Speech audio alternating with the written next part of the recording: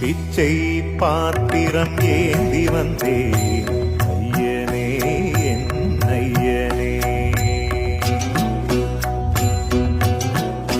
யாமொரு பிச்சை பாத்திரம் ஏந்தி வந்தேன் ஐயனே என் ஐயனே.